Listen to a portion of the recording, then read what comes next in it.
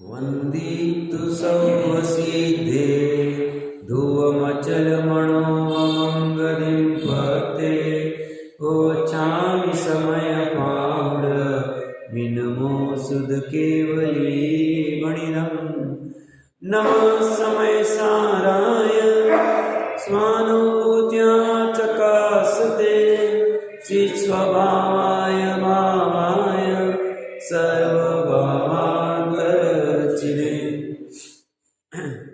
समय सार जी ग्रंथालय राज के मोक्ष अधिकार के 304-305 गाथा के जयसेन आचार्य देव की टीका को हम कल देख रहे थे। वहाँ पे निश्चय आराधना क्या है, तो कह रहे अपना जो निर्दोष परमात्मा है उसकी आराधना करना ही निश्चय आराधना है। उस शुद्ध आत्मा को सम्यक रूप से जानना ही निश्चय आराधना है। यही परम समरसी भाव से जब वो अनुभव करेगा, इसीलिए उसकी सार्थकता है। अब प्रतिक्रमण और प्रतिक्रमण के संदर्भ में विशेष चर्चा जो 306-307 गाथा में चलेगी, उसके उत्थानिका के रूप में अमृत चंद्र आचार्य देव ने एक कलश लिखा है। पेज नंबर 552 के ऊपर 187 नंबर का कलश, जिसमें अपराध निरपराध की बात करके आगे की चर्चा को बढ़ाने वाले एक बार उसका पाठ करते। अनवरत मणन्तैर्बद्धते सापराध स्पृश्यति निरपराधो बन्धनं नैव जातु नियतमयमशुद्धं स्वभजनसानपराधो भवति निरपराध साधु शुद्धात्मसेवी। अब इसी अर्थ का कलश रूप काव्य कहते हैं। सापराध आत्मा, अनवरतम निरंतर, अनंत पुद्गल परमाणु रूप कर्मों से बंधता है। कर्णानुयोग का कथन आ गया। कर्णानुयोग इसी एक लाइन को विस्तार से गोमठसाठ कर्मकांड में बताएंगे कि यह आत्मा कैसे कैसे अनंत पुद्गल परमाणु रूप कर्मों को बांधता है। एक समय प्रबद्ध क्या होता है, फिर उसका आश्रव क्या होता है, बंध क्या होता है, स्थिति क्या होती है, उदय क्या होता है, उदीर्णा क्या होती है, फिर पूरा कर्णानुयोग खड़ा हो जाए। अध्यात्म में भी इसकी पुट पड़ी हुई, ये इतना ही कहेगा, ये ज्यादा विस्तार से बात नहीं करेगा। कौन? अध्यात्म कह देगा भाई तुम सापराधी आत्मा हो तो निरंतर मतलब अनवरत रूप से एक समय भी रुकता नहीं। हमें फील नहीं होता है, बट हम मति श्रुत ज्ञान पूर्वक आगम का सेवन करके युक्ति का अवलंबन लगा के विचार करें तो निरंतर हमारे भी अनंत पुद्गल परमाणु रूप कर्म का बंधन हो रहा। वैसे तो केवली के भी बनते हैं, उनके भी एक समय प्रबुद्ध में अनंत आते हैं, पर उनके कषाय का अभाव है, इसलिए वो आके खिर जाते हैं। ऐसे तो मुनिराज के भी बनते, उनके तो कषाय का भी सद्भाव है, बट उनकी जो घातक प्रकृतियां कौन सी? तो 41 प्रकृतियां और फिर आगे भी और बहुत सारी प्रकृतियां हैं। ये घातक प्रकृतियों का उनका बंध नहीं होता है, इस अपेक्षा से उनका वैसा परेशान करने वाला नहीं। बट अनंतानुबंधी के जो मिथ्यात्व के साथ वाला अनंतानुबंधी वाले अनंत पुद्गल परमाणु कर्मों को जो बनता है मिथ्यात्व अवस्था में, ये निरंतर चल रहा है। किसका? सापराधिक। वैसे सापराधी किसको कहा है? और वो कब तक है? 10वें गुणस्थान तक। 10वें गुणस्थान तक संचलन कषाय है, तब तक सापराधी। योग वाले को गौण कर दो अभी आप, 11वां 12वां 13वां वाला। तो यहाँ पे सापराधी जो है 1 से 10वें गुणस्थान स्थान वाला वो निरंतर अनंत पुद्गल परमाणु के कर्मों का बनता है। तो कोई नया नया जीव होगा, वो कहेगा साहब पहले गुण स्थान वाले का भी बनता है, 10वें उले का भी बनता है, तो मैं पहले में ठीक।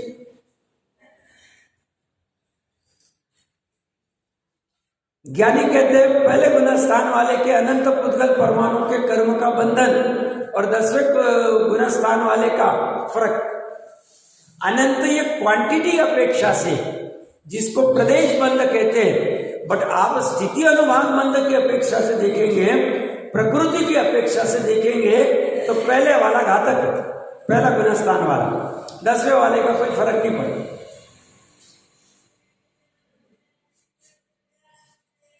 तो सापराध आत्मा निरंतर अनंत पुद्गल परमाणु रूप कर्मों से बनता है। निरपराध आत्मा बंधनम, बंधन को जातु कदापि स्पृशंति न एव, स्पर्श नहीं करता। अब दोनों के कथन में फर्क पड़ गया। क्या फर्क पड़ा? सापराधी का कथन अलग अपेक्षा से, निरपराधी का कथन अलग अपेक्षा से। निरपराधी में उन्होंने ये नहीं कहा कि वो कर्मों से बनता नहीं, निरपराध आत्मा भी कर्मों से बनता है। चौथे से 10वां गुण स्थान वाला भी निरपराधी आत्मा है, वो भी बंध रहा है, पर उस बंधन को स्पर्श नहीं करता है, अपने तो रूप से नहीं जानता है, मैं कर्मों से बंध गया हूं, ऐसी शंका नहीं करता है, ऐसा भय नहीं करता है, ऐसा खेदित नहीं होता। क्यों नहीं होता है? क्योंकि उसे मैं शुद्ध आत्मा हूं ये प्रतीति हो गई। और सापराधी की क्या हो गए? मैं शुद्ध आत्मा हूं, मैं अनादि निधन तत्व हूं, ऐसी प्रतीति नहीं है, ऐसी अनुभूति नहीं है, इसलिए वो आकुलता को भोग रहा है। कैसे आकुलता को? परम आकुलता, उत्कृष्ट आकुलता है उसका। आप गौर से देखना, ऊपर क्या लिखा? सापराधी आत्मा निरंतर कर्मों से बनता है और निरपराधी आत्मा कर्मों से नहीं बनता है, ऐसा नहीं कहा उन्होंने।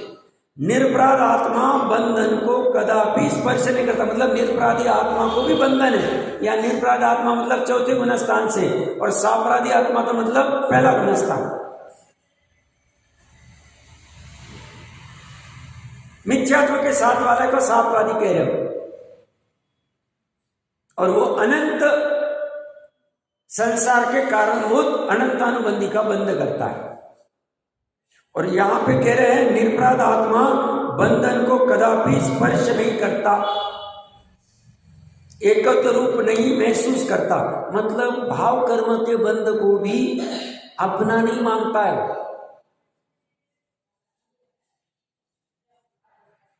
ये क्या कहना चाह रहे पता है?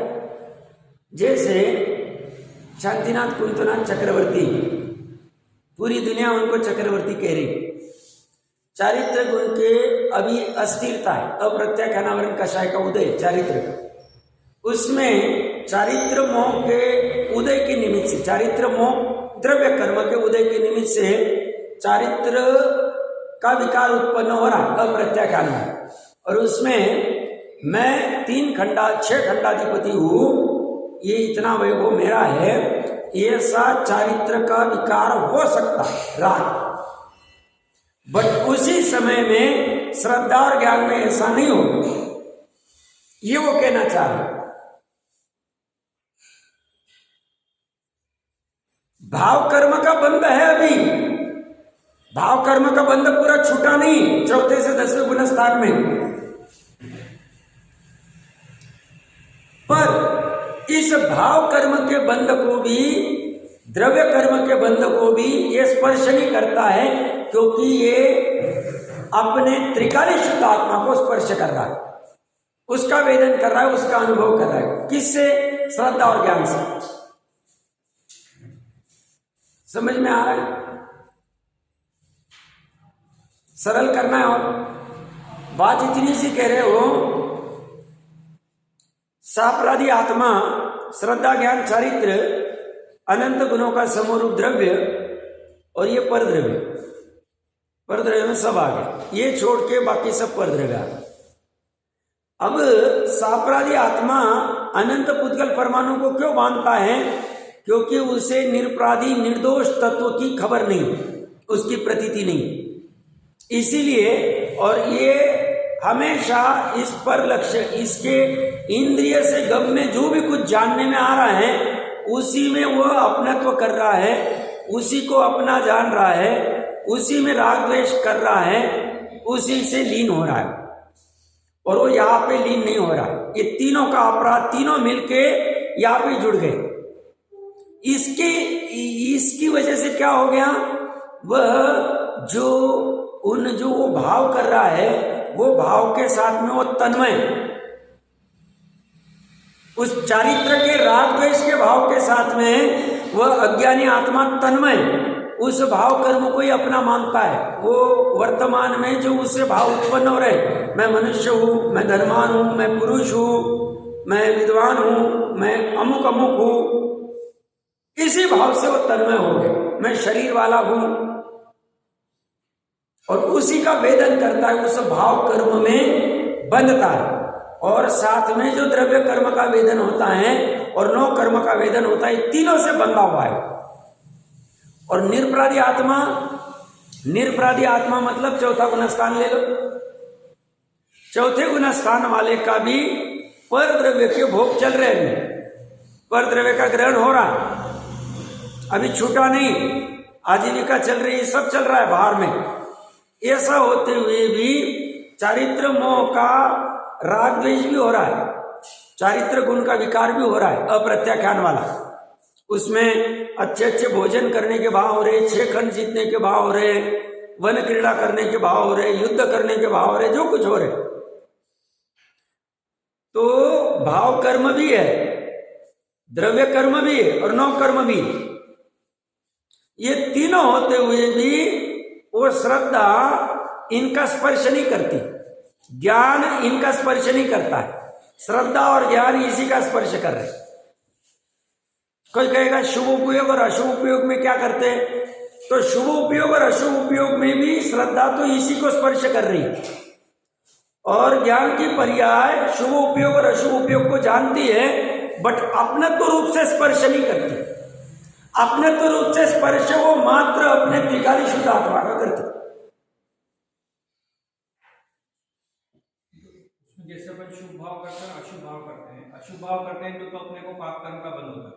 अपन शुभ भाव करते हैं, जैसे अपन पूजा कर रहे हैं, तो उस वक्त भी अपने को पाप भाव का बंध होता है, मतलब घाती कर्म की प्रक्रिया तो बन ही रही उसमें। तो उसमें चलो मोहिनी तो समझ में आता है, मोहिनी तो निरंतर बनता है, इसमें ज्ञानावरणी और अंतराय, जैसे अपन पूजा कर रहे हैं तो उसमें ज्ञानावरणी कर्म कैसे बनेगा और अंतराय कैसे बनेगा? अपन किसको अंतराय कर रहे हैं उस वक्त, और ज्ञानावरणी का उदय अपना कैसे हो रहा है? मोहिनी तो चलो बनते ही रहता है, मतलब पुण्य करते हुए पाप बनता है, उसमें भी ज्ञानावरण और अंतराय कैसे बनते हैं? अच्छा प्रश्न बहुत अच्छा है। डॉक्टर साहब का प्रश्न ऐसा है कि जैसे हम पुण्य का भाव करते हैं, पूजा का भाव कर रहे हैं, दान का भाव कर रहे हैं, जो भी कोई भाव कर रहे हैं, उस समय में चलो पुण्य प्रकृति तो आघाती में, घाती की 47 प्रकृतियां पूरी पाप की प्रकृतियां, 4 घाती कर्म की। चलो मोह तो समझ में आता है कि शुभ राग है तो चलो मोह का बंद हो गया, बट ज्ञानावरण, दर्शनावरण और अंतराय का कैसे बंद होता है? अब प्रकरण ऐसा है, अंतराय का बंद इसलिए हो रहा है, हमने जब चारित्र से वो पूजा करने का भाव किया और उस भाव में अपनी श्रद्धा ने एकत्व किया कि अच्छी पूजा करनी चाहिए, पंच परमिष्टि अपने कल्याणकारी है, वो हमारा काम कर देंगे, हमें मोक्ष दिला देंगे, आदि आदि अपेक्षा से जो एकत्व के भाव हो रहे हैं, और उसी समय ज्ञान में भी ये भाव में गड़बड़ चल रही है, नहीं समझता है, तो ये तीनों एक जैसे हो जाते। अज्ञानी की आत्मा की पूजा की बात कर रहा हूं मैं, ज्ञानी की बात नहीं कर रहा, बराबर है, अज्ञानी की बात कर। तो ये तीनों जब एक में होते हैं, उस समय में अपने त्रिकाली स्वभाव का अंतराय हुआ होगा। श्रद्धा भी इस पूजा के विकल्प को एकत्व से देख रही है, आत्मा से विमुख है, आत्मा का अंतराय हो गया श्रद्धा की पर्याय को भी, ज्ञान की पर्याय को भी और चारित्र की पर्याय को भी, क्योंकि अनंत अनुबंधी वाली चारित्र का विकार हो रहा है। अगर वो सम्यक दृष्टि की आत्मा रहती थी, वो भी पूजा करती थी श्रीपाल का जीव को हो या और कोई अन्य, वो करते वक्त भी उसके चारित्र का विकार वो अनंतानुबंधी वाला नहीं रहता था, क्योंकि उतने प्रमाण में उसकी लीनता स्वभाव में हो गई चारित्र की अप्रत्याकार।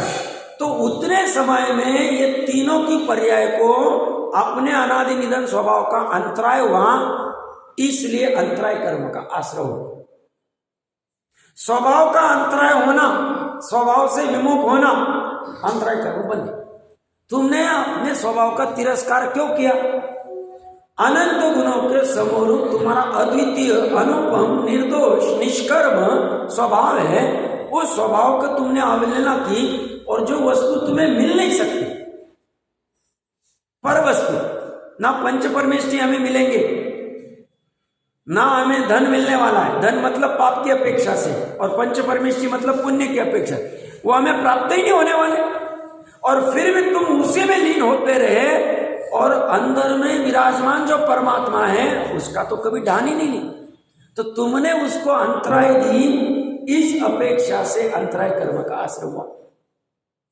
अब प्रश्न होगा ज्ञानावरण का कैसे हुआ? तो ज्ञानावरण का क्या हुआ? ज्ञान का काम क्या था? जानना दे। भले ही पूजा की जो भी विधि आदि या कार्य हो रहे उसको जानना देखना था, आत्मा का शुद्ध उपयोग होगा तो उसको जानना देखना था, पर को पर रूप जानना था, स्व को स्वरूप जानना था। ज्ञान ने वो काम ही नहीं किया। ज्ञान की पर्याय, ज्ञान की पर्याय ने पर को जानते वक्त मिथ्यात्व के साथ में कर्ता रूप में जाना, चला गया। ज्ञानावरण का बंध। बहुत सरल भाषा में कह रहा हूं मैं, टेक्निकल में जाएंगे तो फिर थोड़ा विस्तार समझना पड़ेगा। हाँ, मिथ्या दृष्टि को जानना हो ही नहीं सकता। जानना मतलब सिर्फ सम्यक दृष्टि को, मिथ्या दृष्टि तो हमेशा तन्मय होकर जानेगा। हाँ, तो जानना बोलेंगे नहीं एक प्रकार। हाँ, मतलब अज्ञानी मिथ्या दृष्टि जो भी कुछ जान पाए तन्मय होके जाए। पर जो लोगों के बोलते कि आप जानते देखते रहो, जाते देखते रहो, ज्ञाता दृष्टा बने रहो, तो वो फिर कैसे फलीभूत होगा? वो तो मतलब अप्लाई हो ही नहीं पाएगा अभी अपनी कंडीशन। हाँ, मतलब जैसे निचली भूमिका में जिसे निश्चय सम्यक दर्शन नहीं है, निश्चय सम्यक ज्ञान नहीं, निश्चय सम्यक दर्शन मतलब आत्मा का दर्शन, आत्मा की श्रद्धा, मतलब मैं मात्र आत्मा हूं, ऐसी अनुभूति प्रतीति स्वानुभव प्रत्यक्ष नहीं है। उसका एक तो जो नेचुरली होना चाहिए ज्ञानी का जो होता है चौथे गुणस्थान से, वो नहीं होगा एक, और उसका जो होगा वो विकल्पात्मक होगा। शास्त्र से पढ़ के तो वो प्रयास करेगा भाई ये आदमी क्या कह रहा है, मैं जानता देखता रहूं, बट वो फिर भी विकल्प में फंसा है, उस विकल्प में, जानने के विकल्प में फंसा रहेगा। भले ही वो बुद्धिपूर्वक प्रयास करेगा कि मुझे अभी इसको कुछ भी रिएक्ट नहीं करना, वो मेरे को अपशब्द भी कह रहा है, गाली भी दे रहा है, कुछ भी दे रहा है, तो मुझे सिर्फ जानते देखता रहना। तो मान लो वो 10 मिनट से गाली दे रहा है, तो ये उसको कुछ नहीं बोलेगा, ये अज्ञानी अभी है, पहला गुणस्थानी, अभी सम्यक दर्शन हुआ नहीं, वो जान देख रहा है, तो भी उसको निश्चय का जानना देखना क्यों नहीं कहेंगे? क्योंकि उसको अपने त्रिकाली स्वभाव का अनुभव नहीं। अभी ये जो उसका वो कर रहा है, ये निचली भूमिका में ये प्रैक्टिस कर रहा है, बट इसका काम कब होगा? ग्रंथि भेद होने के बाद ही काम होगा, उसके पहले काम ही नहीं होगा। एकदम नक्की वस्तु स्वरूप ही ऐसा, सही मायने में तो स्वरूप ऐसा ही, मतलब एक ही सोल्यूशन है, कुछ भी करके अंतर्मुहूर्त के लिए अपने स्वभाव का अनुभव कर लो, प्रतीति कर लो, श्रद्धान कर लो, कुछ भी कर लो, कुछ भी कर लो, और कोई दूसरा ऑप्शन नहीं।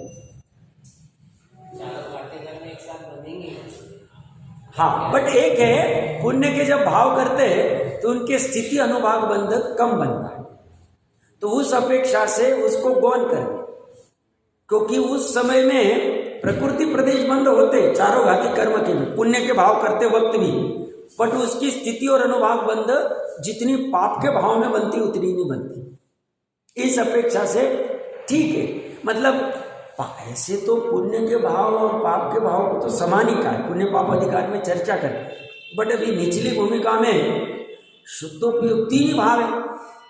एक तो शुद्धोपयोग का भाव, शुभ भाव मतलब पुण्य का भाव, और अशुभ भाव, फिर इसके भेद प्रभेद बोध, दान व्रत के भाव, ऐसे भाव, हिंसा के भाव आदि सब बोध है। शुद्धोपयोग का तो एक ही भाव है। अब पाप के भाव में तो दुख होगा, शुद्धोपयोग के भाव में सवर निर्जरा पूर्वक मोक्ष होगी,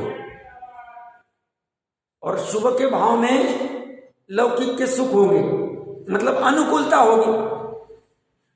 अब शुद्धोपयोग में अगर ये निरंतर रह पाता है तो ये दोनों भाव करने की आवश्यकता ही नहीं। बट शुद्धोपयोग के भाव में निरंतर रह नहीं सकता है निचली भूमिका में। निरंतर कौन रहेगा? ज्ञानी। ज्ञानी कौन? केवल ज्ञानी। 13वें गुण स्थान वाले निरंतर रहेंगे। मुनिराज भी शुद्धोपयोग के भाव में निरंतर नहीं रह पाते, भले अंतर्मुहूर्त में आ जाते हैं, बट अंतर्मुहूर्त में शुद्धोपयोग करने के बाद, बाहर आने के बाद करना क्या? इसलिए उनको क्या कहा?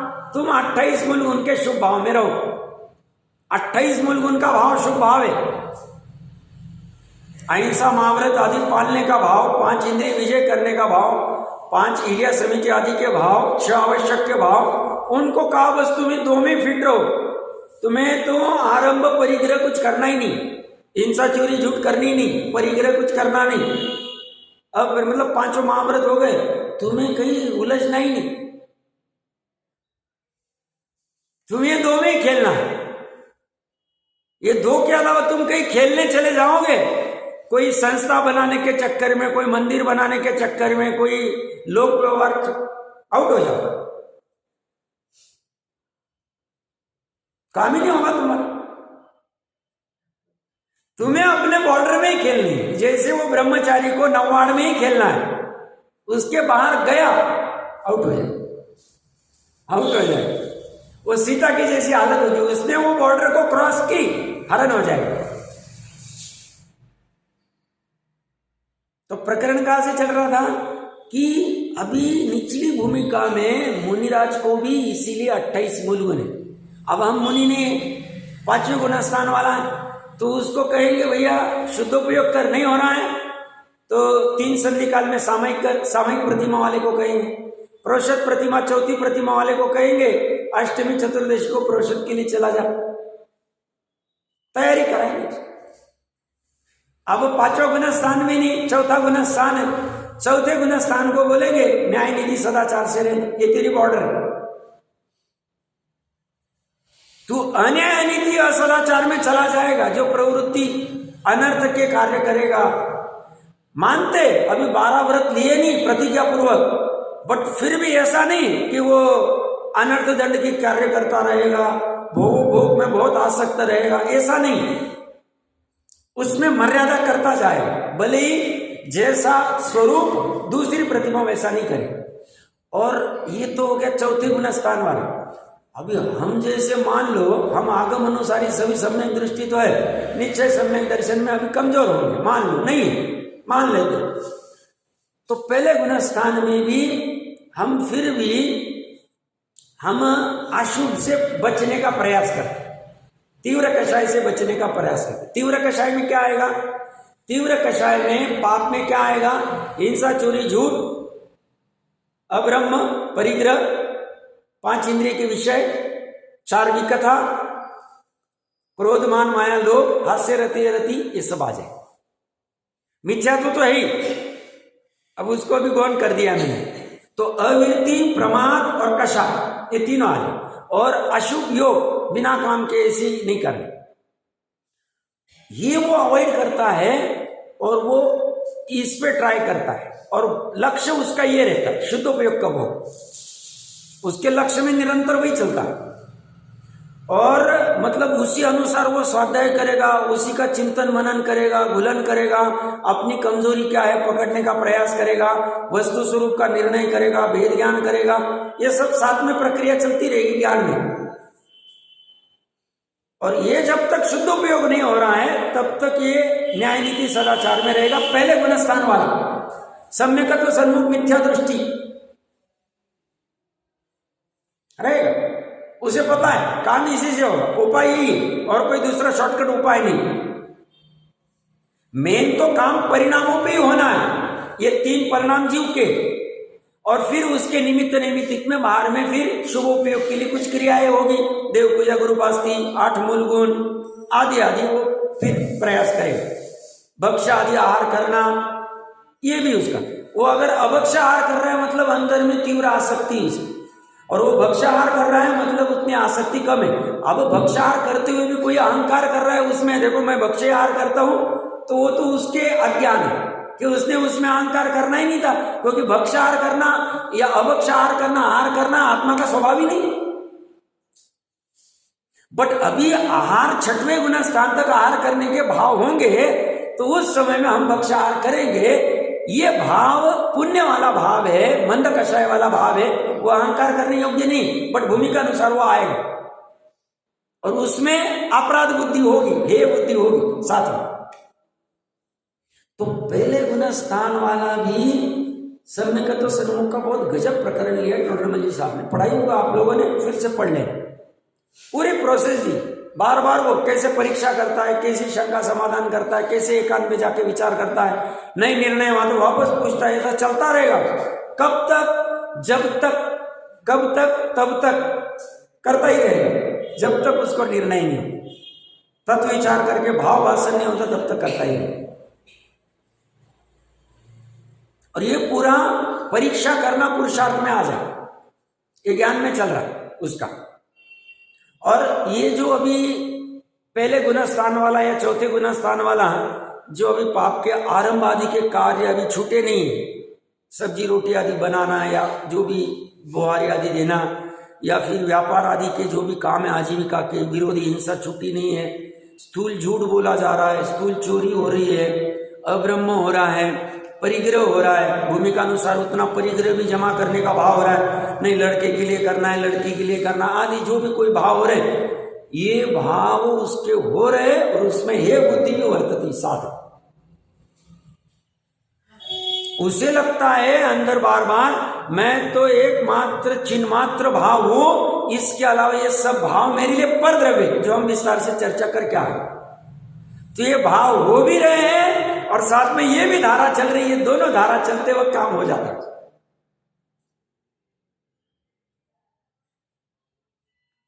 तो आपके प्रश्न का उत्तर इतना ही है कि पुण्य के भाव में घाती कर्म बनेंगे, स्थिति अनुभाग कम बनेगा, इसके पास ऑप्शन नहीं है, शुद्ध उपयोग हो नहीं रहा है, अशुभ से बचना है तो शुभ उपयोग में रहे, इसलिए रहता है बुद्धिपूर्वक। और इसी को निचली भूमिका में सदाचार कहेंगे। सदाचार ये विशुद्धि से ही होता है, उसको भाव आता है, नहीं हमें ये काम नहीं करना है, इसमें हिंसा ज्यादा है, हमें ये काम करना है, यह हर जगह करेगा अप्लाई। शास्त्र में एक एक स्टेप लिखी नहीं रहेगी, भ्रम में नहीं रहना, एक एक स्टेप करके बोलेंगे इसको ऐसे उठाना फिर इसको रखना, वो विचार करेगा ये क्या कर रहा हूं मैं, इसके और कम वाला है क्या, क्या ऑप्शन है, क्या करना है, इसी को कहेंगे विवेक। विवेक बुद्धि का यूज करेगा जिससे उसकी हिंसा घटेगी, झूठ घटेगा, चोरी घटेगा, परिग्रह घटेगा, आदि आदि, क्रोध घटेगा, छल कपट आदि सब घटेगा, तो घटाने का प्रयास। पांच इंद्रिय के विषय की आसक्ति घटेगी। पांच इंद्रिय के विषय की आसक्ति में जैसे अष्टमी चतुर्दशी आ गई, हम आज हरी नहीं खाएंगे, हम ये नहीं करेंगे, हम वो नहीं करेंगे, एकाशन करेंगे, जो भी कुछ करना है उसको तो वो निरंतर करता रहता है। साथ में अपने प्रकरण पे आ जाते, मेरे ख्याल से और कोई बिंदु तो नहीं ना, ठीक। तो ये निरपराध आत्मा बंधन को कदापि स्पर्श नहीं करता। स्पर्श नहीं करता मतलब अभी बंधन है, एक क्षेत्रागा है, बट वो अपने त्रिकाली शुद्ध आत्मा का स्पर्श कर रहा है, उसके लिए उसे इनका स्पर्श ही नहीं हो रहा है। अयम जो सापराध आत्मा है वह तो नियतम नियम से, सअपराधी आत्मा नियम से, निश्चय से स्वम अशुद्धम भजन, अपने को अशुद्ध सेवन करता हुआ, अपने को अशुद्ध सेवन कर रहा है मतलब अपने को अशुद्ध जान रहा है, अशुद्ध मान रहा है, अशुद्ध परिणाम रहा है। शुद्ध परिणमन क्यों नहीं हो रहा है? क्योंकि शुद्ध परिणमन एकमात्र शुद्ध के अनुभव से ही होगा, और शुद्ध एक ही वस्तु, एक जीव के लिए एक ही शुद्ध बना है, पूरे तीन लोग एक जीव के लिए, उसी जीव के अलावा तीन लोक में जितने चेतन अचेतन वस्तु है वो उसकी हो नहीं सकती है, इसके लिए उसके लिए वो अशुद्ध ही। और उस जीव में अशुद्ध पर्याय होते हुए भी अनंत गुणों के समरूप शुद्ध द्रव्य पड़ा हुआ, वैसे तो एक एक गुण भी शुद्ध है, बट एक एक गुण की अपनी स्वयं की अलग से सत्ता नहीं। और एक एक गुण को पकड़ने जाए तो पूरे गुण के समूह पूरी वस्तु के पकड़ने में जितना सुख है, जितनी मजा है, उतना वहां नहीं होगा। वहां व्यग्रता है, वहां आकुलता है। तो समझने में एक एक गुण से समझा जाएगा, पर अनुभव करते वक्त पूरा द्रव्य को ही खींचा जाए, उसी को लिया जाए। मतलब हम कल्पना नहीं कर सकते हैं एक समय के पर्याय की सामर्थ्य, जिसने अपने आप को मैं शुद्ध हूं ऐसा अनुभव किया, प्रतीति की, श्रद्धा की, ऐसा जाना। कैसे शुद्ध आत्मा को? जो अनादि अनंत है, कहने मात्र का नहीं, वस्तु स्वरूप से वो अनादि अनंत। क्यों? प्रत्येक वस्तु अनादि अनंत है। पर्याय को छोड़ दो, पर्याय उत्पाद वाली, मात्र पर्यायी वस्तु नहीं, वस्तु में गुण भी है, गुणों का समरूप द्रव्य भी। और ऐसे द्रव्य की जिसे भान हो जाती, कोई ऐसे में आकुलित होता ही नहीं। बाहर का फिर तमाशगीर सहज हो जाता है। शुरू में विकल्पात्मक होता है, फिर निर्विकल्प हो जाता है। तो ये कह रहे हैं जो सापराध आत्मा है वह तो नियम से अपने को अशुद्ध सेवन करता हो। सेवन क्या कर रहा है? अशुद्धता को। अशुद्ध आत्मा जब पर द्रव्य को सेवन करता है, ग्रहण करता है, उस समय में अशुद्धता को ही सेवन कर रहा है। इसे क्या लगता है? देखो अज्ञानी को क्या लगता है, मेरा फेवरेट उदाहरण देता हूं। वो कहता है देखो मैं 2000 रुपये दर्जन के आम का सेवन कर रहा हूं। ज्ञानी कह रहे तो अशुद्धता का सेवन कर रहा है। अभी 2000 रुपये दर्जन के आम लाने में बाधा नहीं, 2000 रुपये दर्जन के आम सेवन करने में बाधा नहीं, बट मैं 2000 रुपये डजन के आम के सेवन करता हूं, इससे मेरा कल्याण होगा, सुखी होगा, ऐसा मानना ये भ्रम है, बंधन है, अनंत अनुबंधी का बंध कर रहा है। जिनवानी का सारांश कह रहा हूं मैं। अब मैं आम का एक ही उदाहरण लिया, ऐसा सब में लगा लो। मैं 10,000 रुपये का शर्ट का सेवन कर रहा हूं,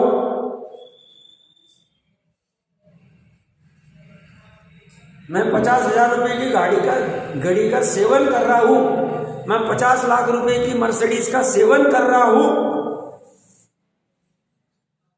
मैं एसी हॉल का सेवन कर रहा हूं, सब में लगा लेना। जब वो सेवन करने चला जाता है,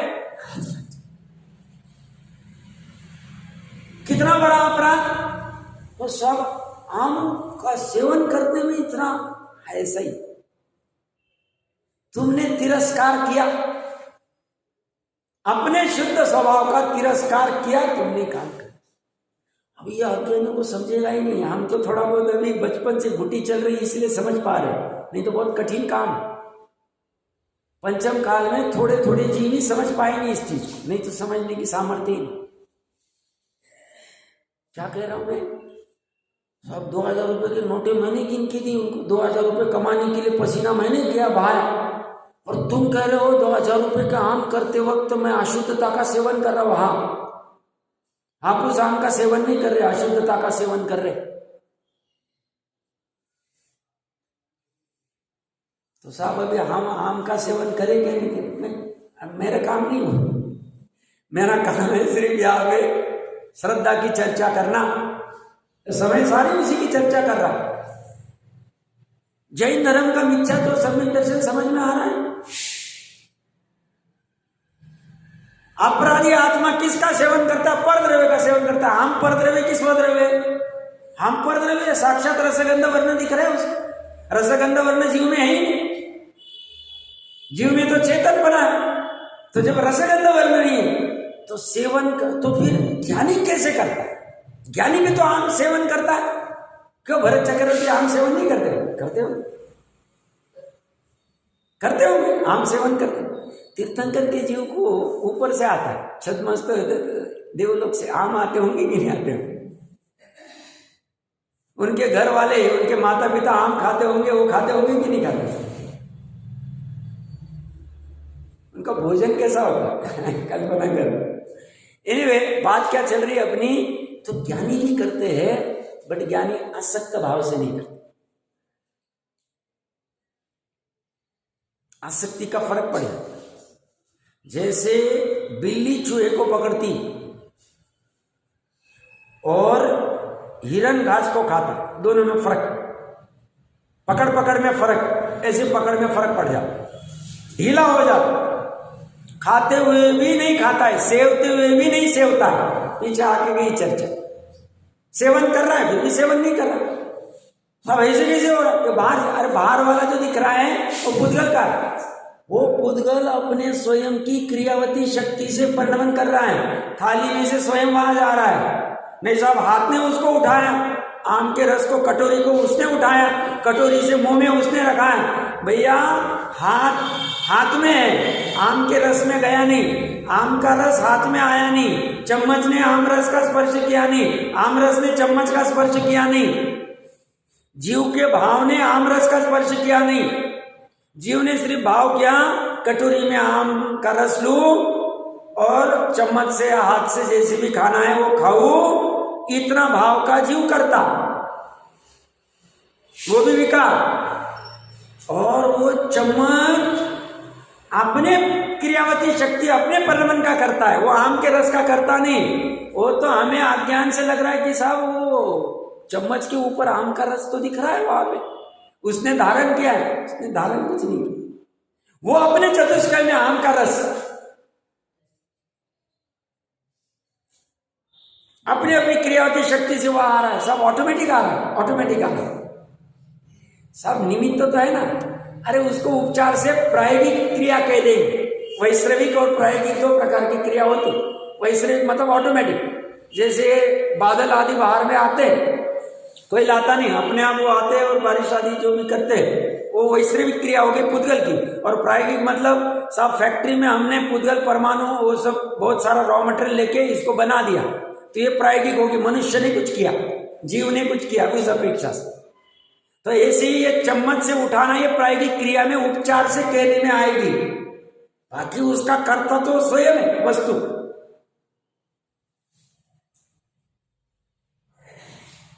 तो अशुद्धता का सेवन चल रहा है, मतलब हम धन का भी ग्रहण कर रहे हैं तो अशुद्धता का सेवन कर रहे हैं, और वो भी एकत्व क्या व्यवसाय से कर रहे हैं, अशुद्धता का सेवन कर रहे हैं।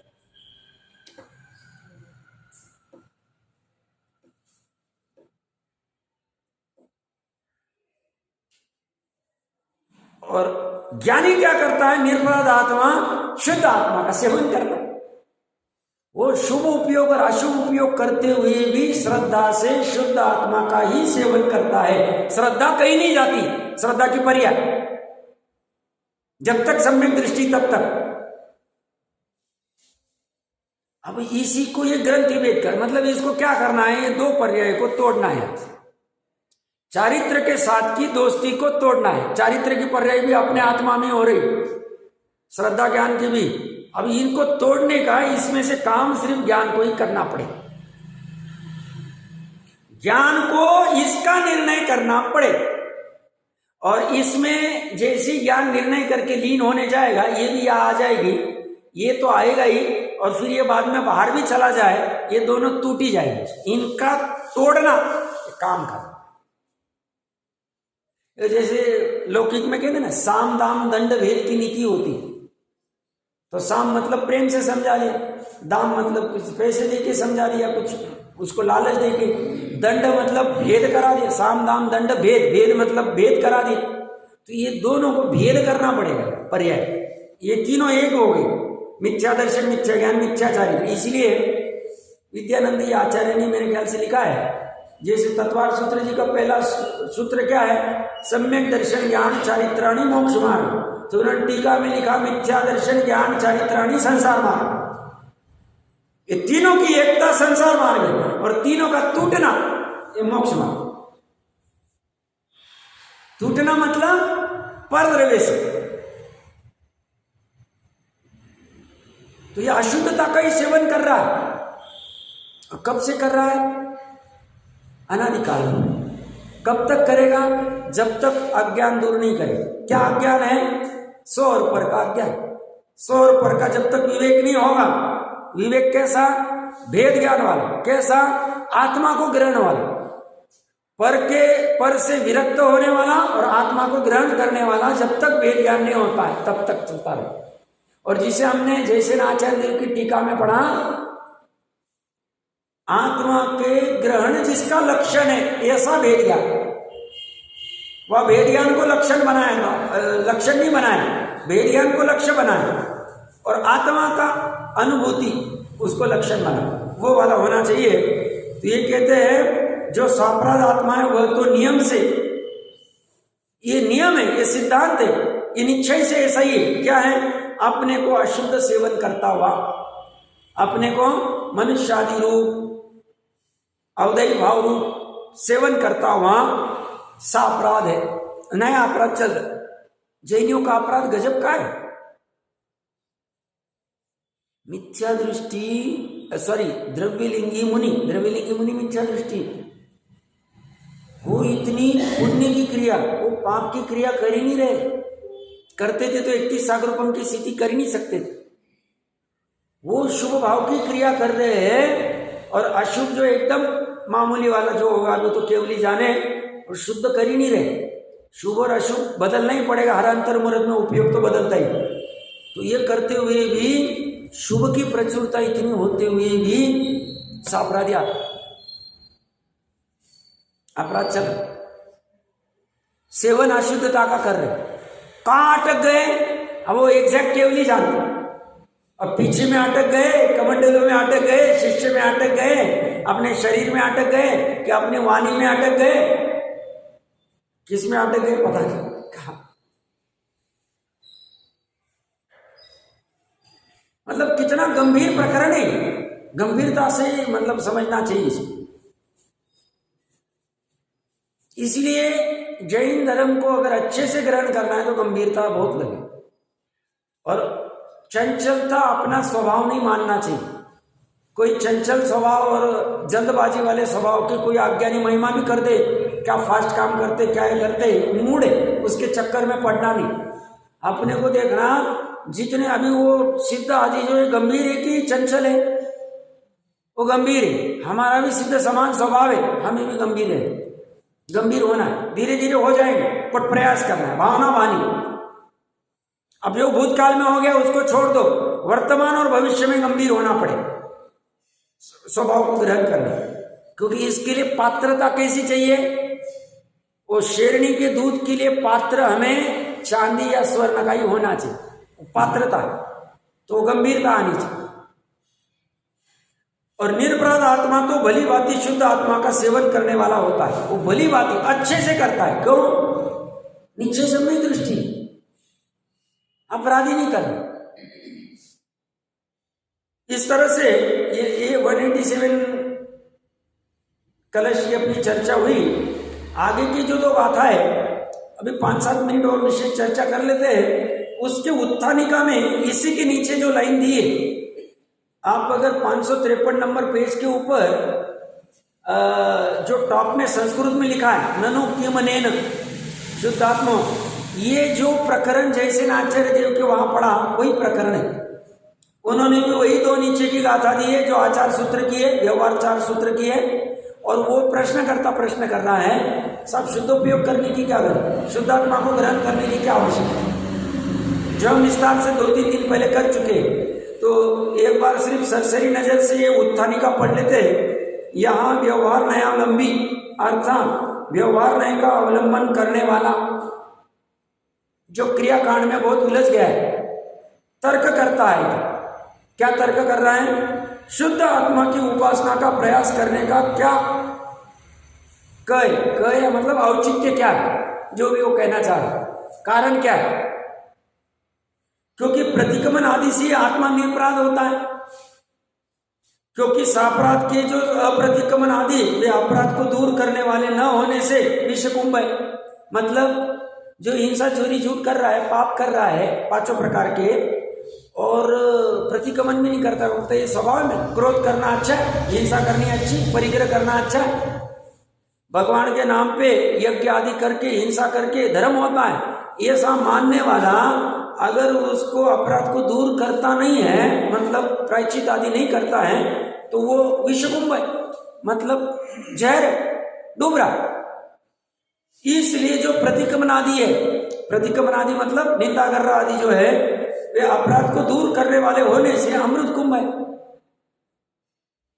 व्यवहार का कथन करने वाले आचार सूत्र में भी कहा है, अपरिक्रमणम, वो ऊपर के सूत्र की चर्चा कर रहे, वो हमने सूत्र पढ़ लिए थे। इसका अर्थ क्या है? अप्रतिक्रमण, अप्रतिसरण, अपरिहार, अधारणा, अनिवृत्ति, अनिंदा, अगर्रा और अशुद्धि, यह 8 प्रकार का विषकुंभ है।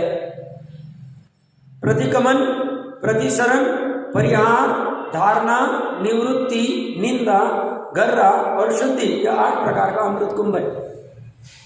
अब प्रतिक्रमण आदि का अर्थ जैसे मैंने कहा था, जैसे आचार्य देव ने तो दिया है, नीचे बॉटम लाइन में भी दिया है, और उससे विपरीत अप्रतिक्रमण, अप्रतिसरण आदि। अब ये 2 गाथा में यही चर्चा चलेगी, और कल भी आगे 2-4 जो लगा है उसी पे लगा है। एक बार सिर्फ नीचे के जो प्रतिक्रमण आदि अर्थ है वो पढ़ लेते हैं। देखिए, वो तो जो जैसे नाचन दिए वही अर्थ की है बॉटम लाइन में। प्रतिक्रमण मतलब कृत दोषों का निराकरण। कृत दोष मतलब अभी व्यवहार सूत्र दोष किसको मानता है? सिर्फ पाप को दोष मानता है, पुण्य को वो धर्म मानता है। दान व्रतशील तब को धर्म मानता है, तो उसने दान व्रतशील तब किए तो अच्छा मानता है, और नहीं किया तो बोलता है मैंने आज दान क्यों नहीं किया, मैंने आज पूजा क्यों नहीं की, मैंने आज स्वाध्याय क्यों नहीं किया, मैंने आज तत्व चिंतन क्यों नहीं किया। तो उसको वो खेद मानता है, और मैंने ये हिंसा चोरी झूठ क्यों की। तो उन दोषों का निराकरण करना प्रतिक्रमण है। प्रतिसरण क्या है? सम्यक आदि गुणों में प्रेरणा देना, मतलब सम्यक आदि जो सम्यकत्व के जो गुण है, निशंकित, निकांक्षित आदि, उनमें प्रेरणा करना। अरे कोई साधन में होगा तो उसको वात्सल्य देना, कोई जीव परेशान होगा तो स्थितिकरण करवाना, उपगोहन करवाना, या जो भी कोई प्रभावना आदि करना, जिन धर्म की प्रभावना करना, उन गुणों में प्रेरणा देना, इसको कहेंगे प्रतिसरण। और प्रेरणा न देना अप्रतिसरण हो जाए। सम्यकत्वादि गुण मतलब सम्यक दर्शन, सम्यक ज्ञान में क्या आएंगे? 8 उसके जो गुण होते, सूत्र आदि को बराबर पढ़ना, विनय आदि करना, उस सब गुणों को प्रकट करना, चारित्र के भी जो गुण है उसको प्रकट करना। परिहार, परिहार में मिथ्यात्व राग आदि दोषों का निवारण करना, मतलब मिथ्यात्व आदि को छोड़ना, मतलब 25 प्रकार के दोषों का त्याग करना। शंकित, कांक्षित आदि जो दोष है, जो 8 प्रकार के मद है, और 3 प्रकार के मूर्ता है, 6 प्रकार के अनायतन है, 25 दोषों का त्याग करना, निवारण करना। अगर होंगे तो छोड़ना। अगर वो लोक मूर्ता में फंसा होगा, लोक मूर्ता छोड़ने का प्रयास करना चाहिए। लोग क्या कहेंगे, लोग क्या कहेंगे चक्कर में वो करता ही जाता है। वो कूदेव आदि का भी सेवन करता है, या कुछ विपरीत प्रवृत्ति करता है, नहीं करना चाहिए। उसका स्वरूप चरणायुग के शास्त्र से समझना चाहिए। लोक मूर्ता किसे कहते हैं? क्या हमारी कोई लोक मूर्ता तो नहीं हो रही? लोक लाज के भयवश, मानवश, लोभवश कुछ ना कुछ करते रहते आप, समाज से पूरा बाहर कर रहे, हम भी डूबते जाते। नहीं करना भाई। अब वो उनको तो समझ नहीं, हो तो ज्ञान नहीं कर रहे, हमारे पास ज्ञान है तो ज्ञान करना चाहिए। तो परिहार मतलब मिथ्यात्व राग आदि दोषों का परिहार करना, निवारण करना। धारणा, पंच नमस्कार आदि मंत्र, प्रतिमा इत्यादि बाह्य द्रव्यों के आलम्बन द्वारा चित्त को स्थिर करना। मुख्यतः से वो पदस्थ, पिंडस्थ आदि ध्यान धारणा होती है, धर्म ध्यान में वो पढ़ लेना चाहिए। तो मंत्र आदि का चिंतन करना, तो इससे उपयोग को स्थिर होता है, बट ये विकल्पात्मक है। निवृत्ति, बाह्य विषय कषादि इच्छा में प्रवर्तमान चित्त को हटा लेना। आज विकल्प हुआ मूवी देखने जाना है, रोक दिया, नहीं जाना। आज विकल्प हुआ, कुछ और भी विकल्प हो सकते हैं, उनसे रोकना, 5 इंद्रिय के विषय से छुड़वाना। स्वयं कषाय करने की इच्छा हुई, मैं अभी उसको छोड़ूंगा नहीं, उसने मेरे को धोखा दिया, मैं और यहाँ आग को बुला, और इमीडिएटली परिणाम बदल गए, और कह रहे नहीं करना, कषाय नहीं करना, छोड़ देना, नहीं करेंगे। जैसे वो मुनिराज, कौन? वो जब आहार के लिए नगर में गए और पता चला कि उसको मंत्री परेशान कर रहे बच्चे को, उनको मंत्री को कह दिया था भाई संभालना उसको, और यहाँ पे सातवीं नरक का बंद कर रहे हैं। और जैसे श्रेणी का आदमी आया, भान दिलाया, भैया कौन है, टर्न लिया, कषाय छोड़ दी, केवल ज्ञान प्राप्त कर। तो हमें भी ऐसी सजगता अगर आ जाए तो बहुत अच्छा है। हमारी अगर कषाय करते करते या पांच इंद्रिय के विषय के विकल्प होते होते ऐसी सजगता आ जाए और हम ब्रेक लगा दे, समझना काम अच्छा चले, विशुद्धि अच्छी हो रही, निचली भूमिका है, चले। पहले तो पता ही नहीं चल रहा था, अभी तो पता चल रहा है। अभी 10 में से हम 9 बार ही गड़बड़ कर रहे, 1 बार बच रहे, काम हो रहा, 2 बार बच रहे, काम हो रहा। बच रहे मतलब विषय कषाय से निवृत्त हो रहे, ये भी पुरुषार्थ में आए। क्यों? बुद्धिपूर्वक हटे हम वहां से, तो वो आ जाएगा निवृत्ति। निवृत्ति कैसी लेनी चाहिए? हम निवृत्ति किसको मानते हैं? साहब हमने व्यापार धंधा छोड़ दिया और करता क्या है, वो दूसरे चक्कर में गिर जाता है। वो मोबाइल पे वीडियो गेम खेलता बैठेगा, टीवी देखता बैठेगा, या आवाज आती इसकी उसकी, वो क्या बोलते चारवी कथा करता बैठेगा, वो गड़बड़, वो नहीं करना चाहिए। वैसी निवृत्ति काम की। सही निवृत्ति तो शुद्ध उपयोग करने की होनी चाहिए, मतलब पर द्रव्य से निवृत्त होके स्वद्रव्य में प्रवृत्त होना, ये निवृत्ति गजब की, बट नहीं हो रही। लक्ष्य में तो वही होनी चाहिए। तो किसी को रिटायरमेंट लेनी भी है तो ऐसी रिटायरमेंट लेना कि शुद्ध उपयोग के लिए मैं रिटायरमेंट ले रहा हूं, और दूसरा कोई पर्पज नहीं होना चाहिए। और फिर मजबूरी में थोड़े बहुत शुभ अनुष्ठान आदि जो करेंगे तो करेंगे हम। निंदा में आत्म साक्षी पूर्वक दोषों का प्रकट करना, स्वयं का स्वयं। गर्रा में गुरु साक्षी से दोषों को प्रकट करना, तो निंदा करना साथ में आ जाएंगे। और शुद्धि में दोष होने पर प्रायश्चित लेकर विशुद्धि करना। कुछ दोष हो गए, हमें लगा ये ठीक नहीं किया हमने, तो उससे निवृत्त होना। आगे की गाथाओं की चर्चा